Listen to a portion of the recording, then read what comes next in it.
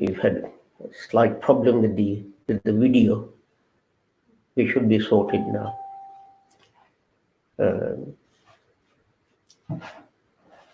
Yes, I apologize. We were trying to do these things in a hurry because of the telephone call from Pakistan from a friend who wanted to discuss some aspects of Hazrat Saab's booklet, A Galti Ka Zala. And I forgot about the time and got a bit behind.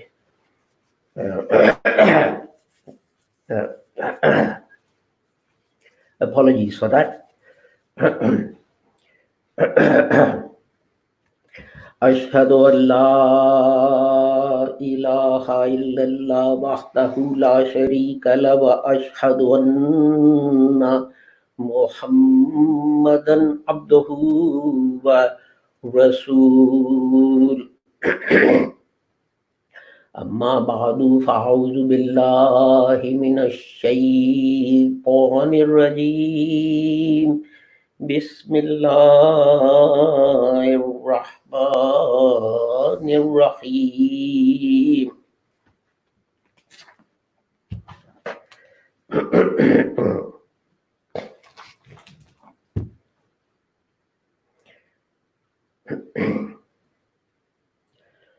فلقتحم العقبة وما أدراك ما العقبة فك رقبة أو إطعام في يوم ذي مسغبة يتيما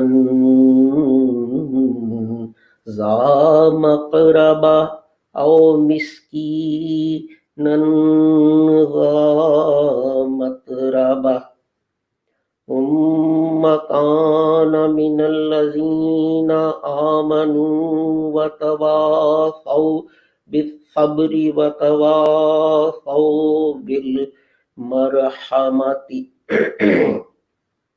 أولئك أصحاب الميمنة صدق الله العلي العظيم. This is chapter 90 of the Holy Quran, which is called Surah Balad, or the city. And it says, but he attempts not the uphill road. And perhaps I should have recited the previous verse as well. And pointed out to him the two conspicuous paths. But he attempts not the uphill path. And what will make you understand what the uphill path is? It is to free a slave or to feed in a day of hunger an orphan nearly related, or the poor man lying in the dust. Then he is of those who believe and exhort one another to patience and exhort one another to mercy. These are the people of the right hand. I have recited this verse because these days a lot is being said about slavery and the slave trade as it was carried out in the United States and other European countries. But unfortunately, this debate has been restricted to physical slavery. Slavery is of many kinds, not just physical slavery. You have economic slavery, where in theory a person may be independent. You may not own his body, but economically he is bound and he is tied to you. And you have to follow that person's instructions. And this happens. This happens to individuals, and this happens to nations and communities. That they're bound by the dictates of those who control their economics. And we've seen this recently. Trade with certain countries is banned because some powerful nation dislikes their policies or their beliefs or the statements they make. What is that if not subjecting a people, a nation, to economic slavery? They are not allowed to do what they want. And sometimes the whole world joins in. As we saw with our brothers in Iran, that the whole world joined together. Eventually there was an agreement, a contract that was signed, but one powerful nation pulled out of that contract, and others said, we dare not stand on the side of the truth because we will lose our trade.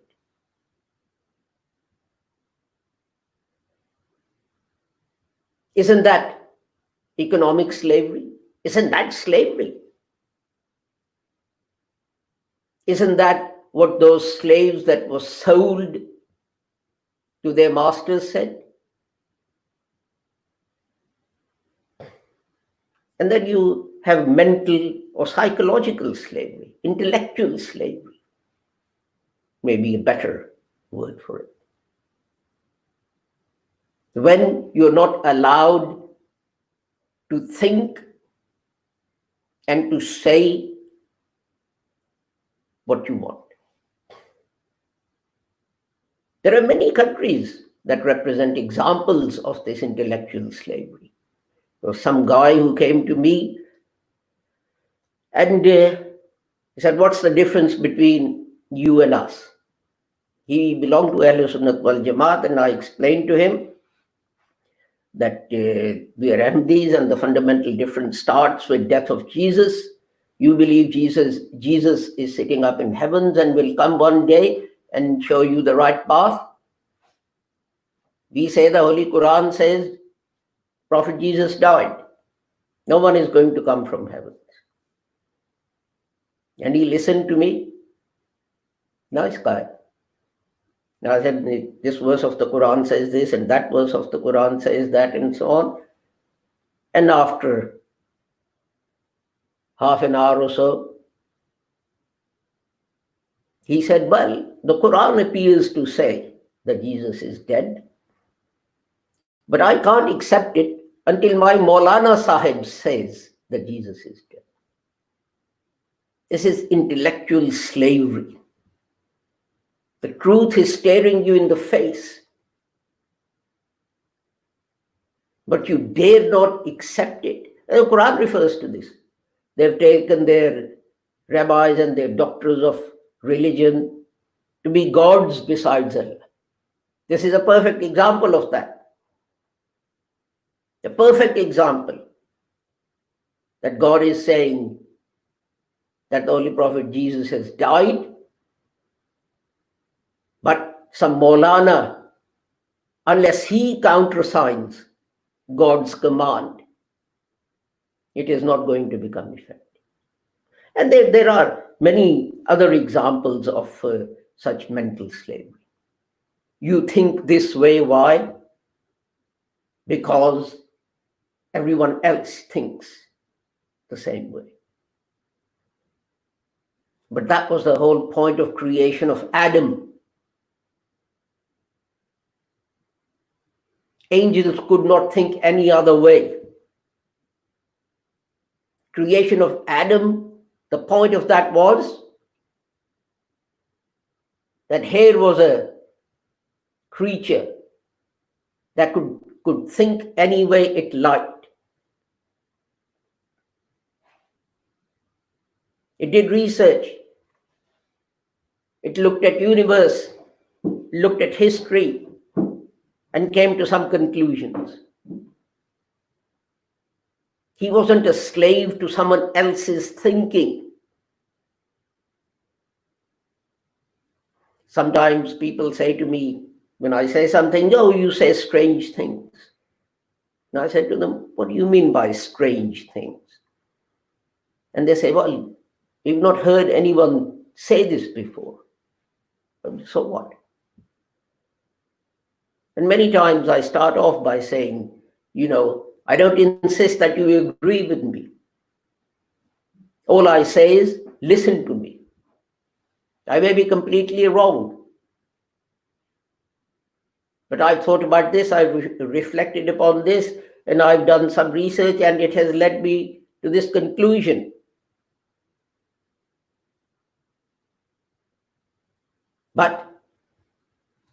And I'm not bound by anyone else's conclusions, whoever it may be, unless it is in a revelation from God. You're only bound by that.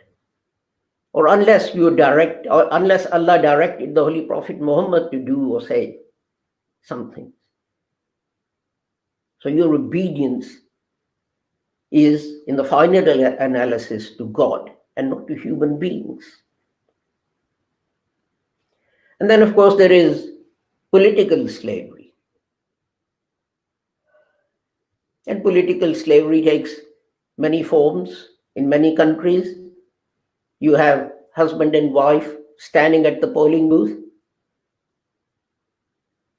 And when they come out, the wife is asked, "Who did you vote for?" And he says, "Well, my husband told me to vote for Mr. X or Mr. Y or Mr. Z or this political party or that political party." That is not the purpose of democracy. You are actually allowed to disagree with your father or your brother or your sister or your husband or whoever else it may be, and do the right thing. But nations are also subjected to this slavery. Are you against us or are you with us? Is a famous comment made by someone. Leader of a powerful country talking to the leader of not such a powerful country. And he asked, the leader of the less powerful country asked, "What will happen if we disagree with you? What will happen if you don't follow your dictates?" Well, the answer was, it's very simple. We'll bomb you back to the Stone Age. And the leader of the smaller country fell to his feet and said, "Yes, sir, of course, sir, 3 bags full, sir." And resulted in the killing of hundreds of thousands of Muslims, many of them innocent of any crime at all. Many of them committed the crime of living in a particular area or following a particular religion.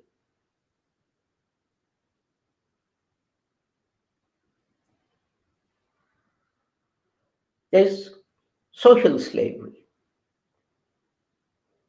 I must believe or do this. Why? Is it the right thing? I don't know. So why are you doing it? Well, everyone else does it. Someone dies, and I must have 40 days. Why? I ask someone, Did anyone have 40 days after the Holy Prophet Muhammad sallallahu alaihi wasallam passed away? No. Did anyone have 40 days when Hazrat Abu Bakr died? No. Hazrat Umar, Hazrat Usman, Hazrat Ali, Zubair, Talha, Aisha? No. So why do you do it? What will people say? What will people say? Not what God has said, but what will people say? So you are a slave to social customs.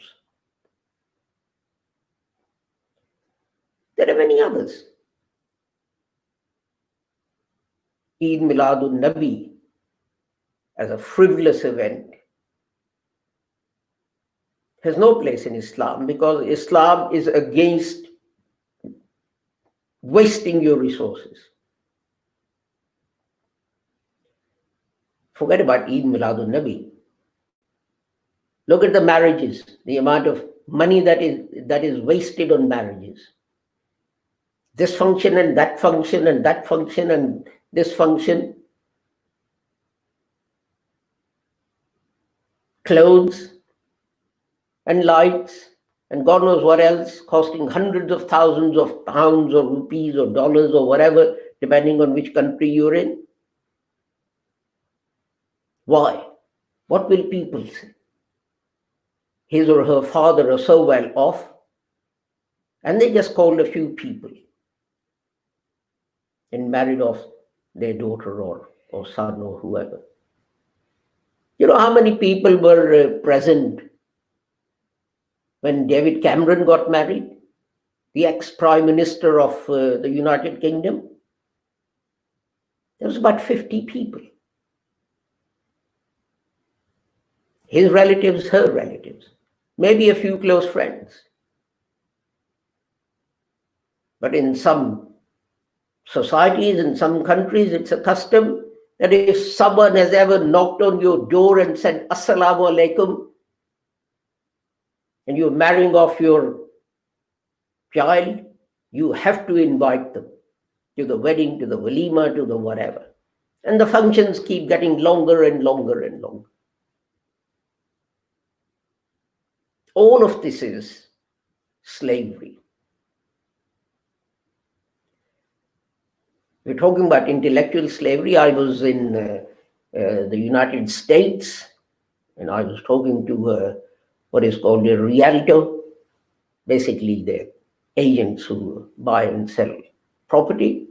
I had something to discuss with him, and we got on to the discussing America and Russia and China. So I said, what's the difference between United States and Russia or China?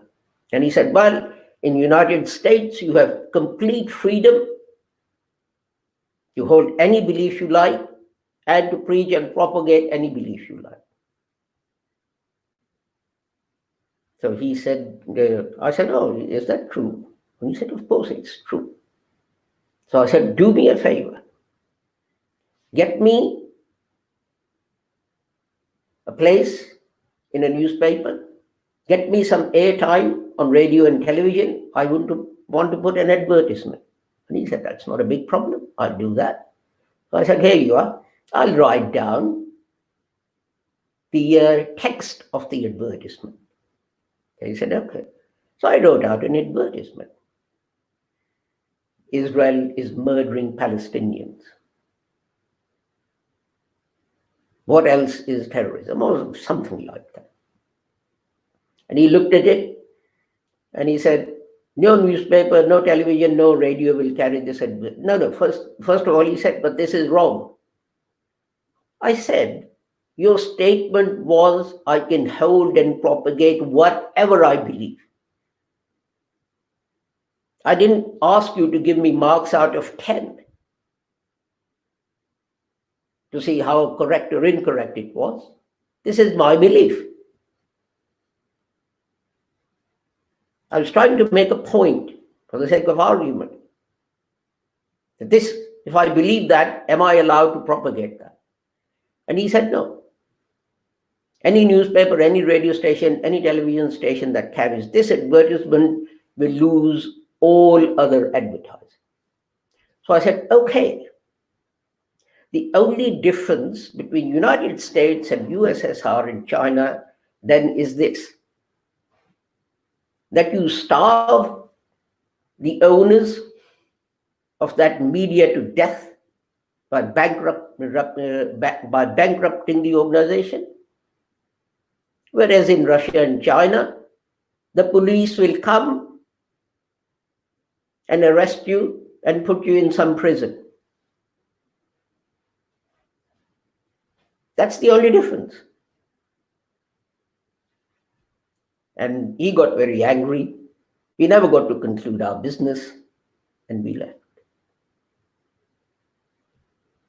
But the point is, that is one type of slavery. I'm not involved in the disputes between Israel and Palestine and so on, etc. Although it does seem to me that Palestinians always get the wrong end of the stick and suffer. But however stupid my views are, why can't I make those known? And then, of course, there is physical slavery, when people are actually bought and sold. And the interesting thing is that when physical slavery was abolished,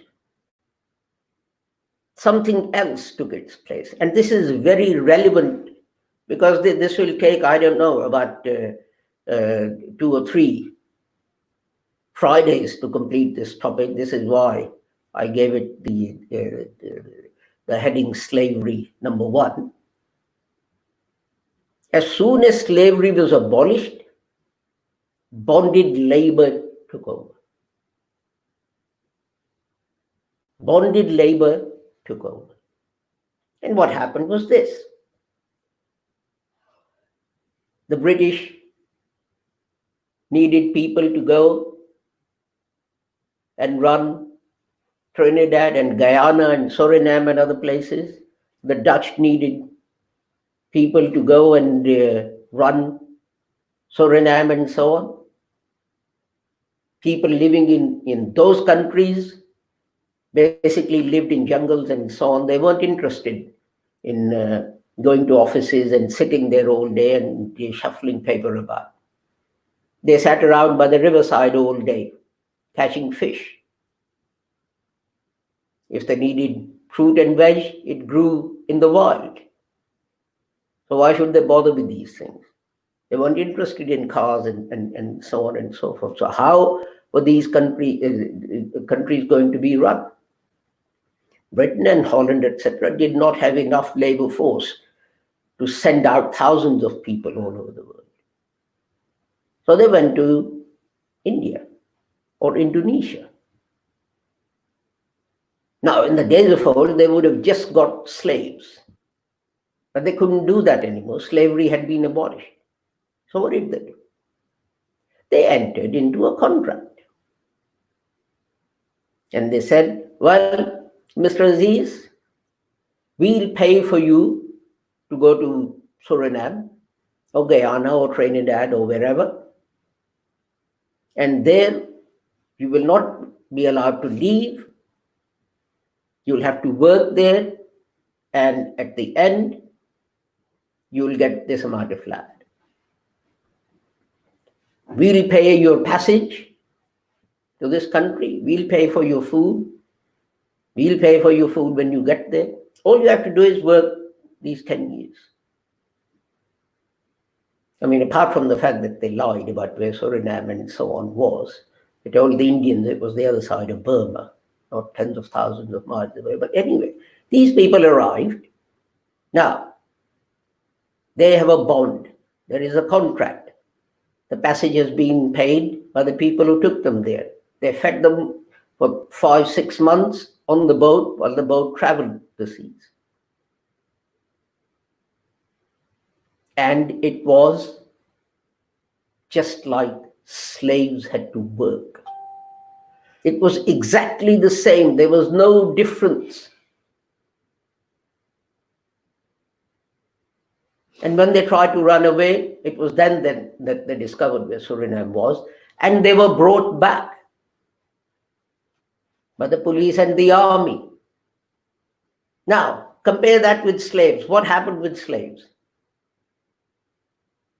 In that case, under some contract with someone else, a guy bought this person. That person had to go and live and work in the place specified by that guy. And if he tried to run away, the police would take him back. They were given little to eat. Slaves were given little to eat. Slaves couldn't leave. The bonded labor couldn't leave. Slaves had to work from morning to night. Bonded labor had to work from morning to night. The reason I'm stressing this is to answer an objection against Islam, which is why the Holy Prophet Muhammad sallallahu alaihi wasallam or the Holy Quran did not just say today slavery is abolished. Because although on paper slavery was abolished, because the economics of the whole world depended on it and had depended on it for hundreds of years, if not thousands of years, all they did was they just changed the name. And rather than making it permanent slavery, they made it slavery for 10 years, let's say, or 5 years or whatever. And many of these people died, just like the slaves would die. This is why Islam put into place a system of gradual reform in all these areas: economics, intellectual, political, social, and physical slavery as well.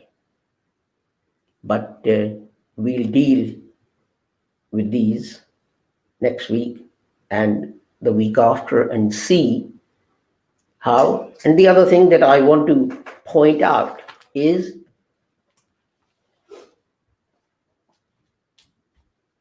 that Mamluks of Egypt, who ruled Egypt, there was a dynasty of slaves in India who ruled India. Many of the queens of the Usmani Khilafat in Turkey, they were all slaves. I will show you that what the Holy Quran and the Holy Prophet did was to say that the first thing is to give people their rights. It is meaningless to say you are free if that person doesn't have any rights.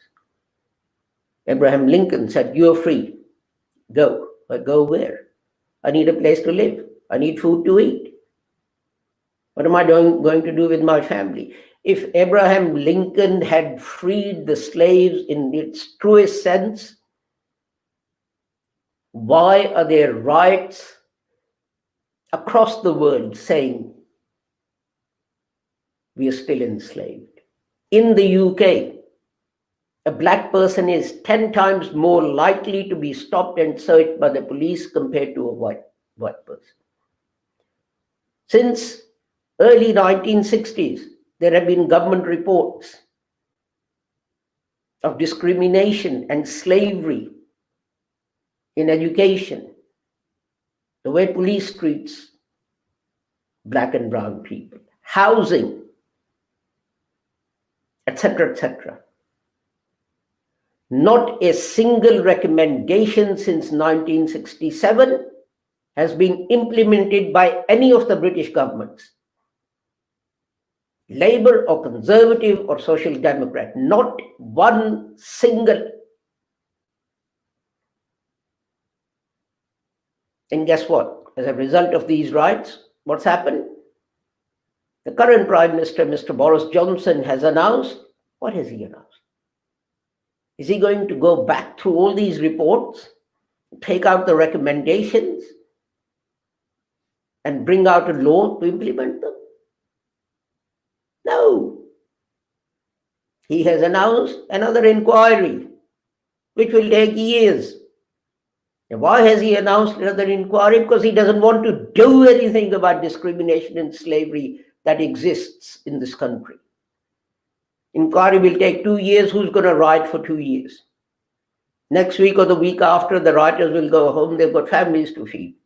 They've got bills to pay. They've got mortgages to pay. The whole thing will die down until the next person loses his life.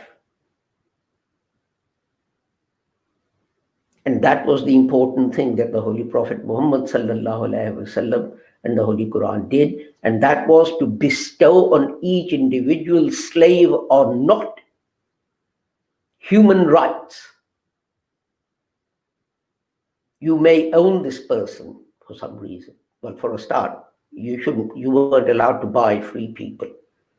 But those that you have to treat them in the same way as yourself, as your children. You have to give them the same clothes to wear, the same food to eat, and so on and so forth. But more of that in the next 2 sermons, inshallah.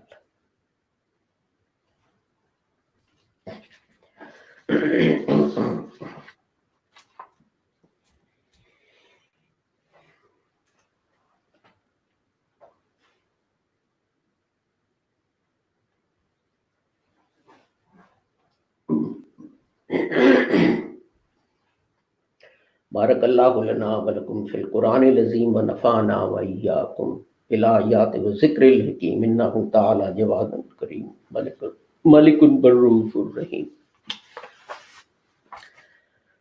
الحمدللہ نحمدہ ونستعینہ ونستغفرہ ونؤمن بہ ونتوکل علیہ ونعوذ باللہ من شرور انفسنا ومن سیئات اعمالنا من یہدہ اللہ فلا مضل لہ ومن یضلل فلا ہادی لہ واشہد ان لا الہ الا اللہ واشہد ان محمدا عبدہ ورسولہ. اللہم صلی علی محمد وعلی آل محمد کما صلیت علی ابراہیم وعلی آل ابراہیم انک حمید مجید. اللہم بارک علی محمد وعلی آل محمد کما بارکت علی ابراہیم وعلی آل ابراہیم انک حمید مجید. اللہم انصر من نصر دین محمد صلی اللہ علیہ وسلم وجعلنا منہم واخذل من خذل دین محمد صلی اللہ علیہ وسلم ولا تجعلنا منہم. عباد اللہ رحمکم اللہ ان اللہ یأمر بالعدل والإحسان وإیتاء ذی القربى وینہی عن الفحشاء والمنکر والبغی یعظکم لعلکم تذکرون. اذکروا اللہ یذکرکم وادعوہ یستجب لکم ولذکر اللہ اکبر واللہ یعلم ما تصنعون.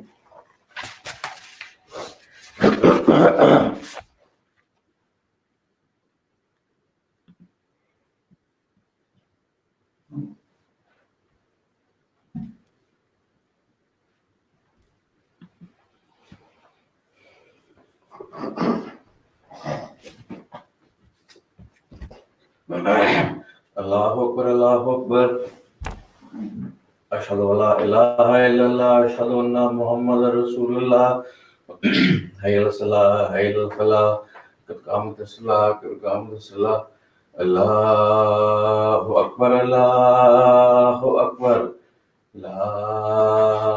الہ الا اللہ.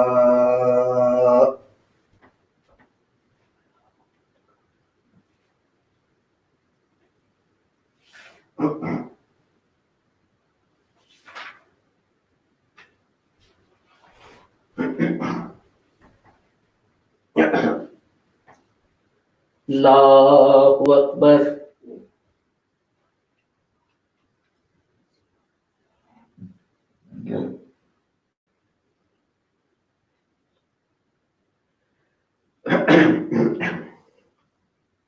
الحمد لله رب العالمين الرحمن الرحيم مالك يوم الدين إياك نعبد وإياك نستعين اهدنا الصراط المستقيم صراط الذين أنعمت عليهم غير المغضوب عليهم ولا الضالين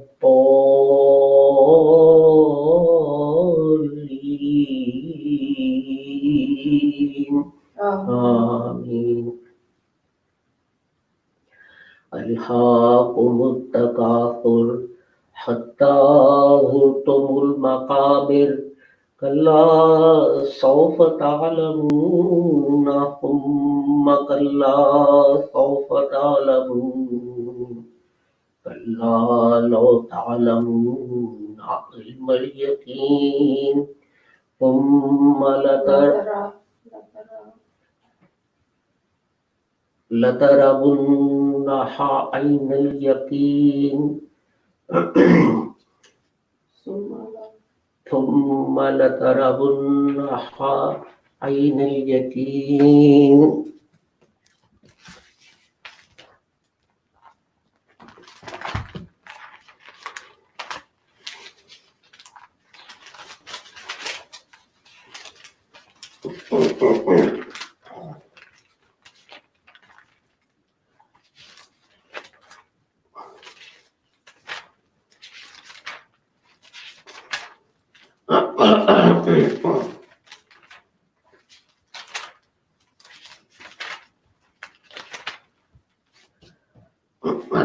ألهاكم التكاثر حتى زرتم المقابر كلا سوف تعلمون ثم كلا سوف تعلمون كلا لو تعلمون علم اليقين لترون الجحيم ثم لترونها عين اليقين ثم لتسألن يومئذ عن النعيم.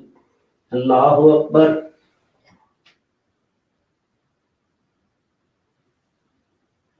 سمع الله لمن حمده. الله أكبر. الله أكبر.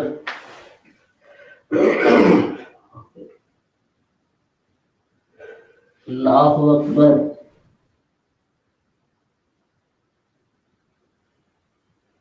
الله أكبر.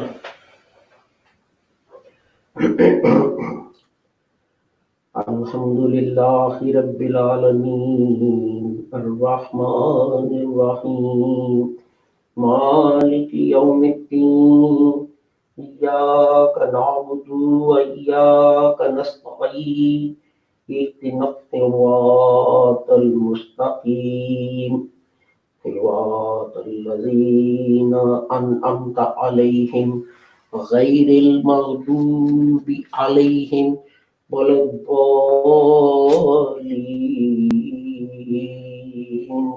آمين. والعصر إن الإنسان لفي خسر إلا الذين آمنوا وعملوا الصالحات وتواصوا بالحق وتواصوا بالصبر. الله أكبر. سمع الله لمن حمده. الله أكبر.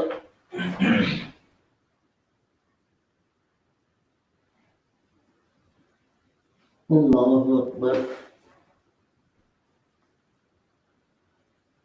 الله أكبر.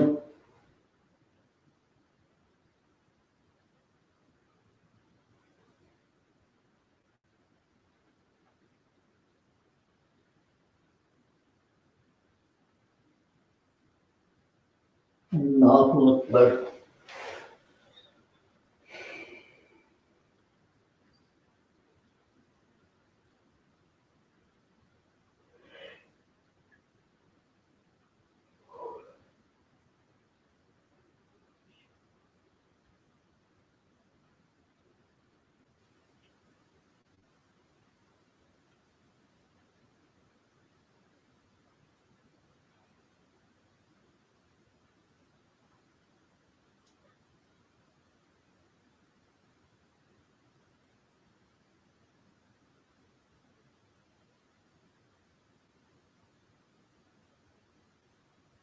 Allahu Akbar.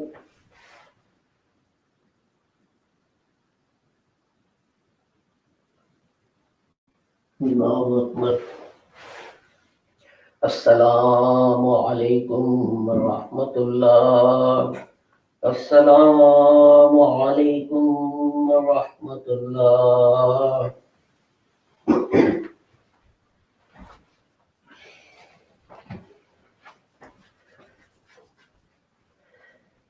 Thank you for joining us for our Friday service.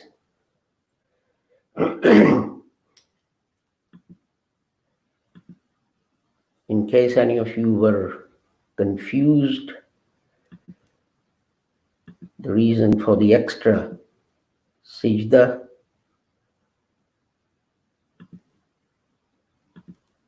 at the end of the prayer was because I got confused in the recitation in the first rakah. So it's called the sajda of error. We have our usual broadcast at 7 p.m. today. If you can, please do join us either on radio or on Facebook or YouTube. This is 7 p.m. UK time when we discuss various aspects of the Holy Quran. Assalamu alaikum, Khuda Hafiz, goodbye.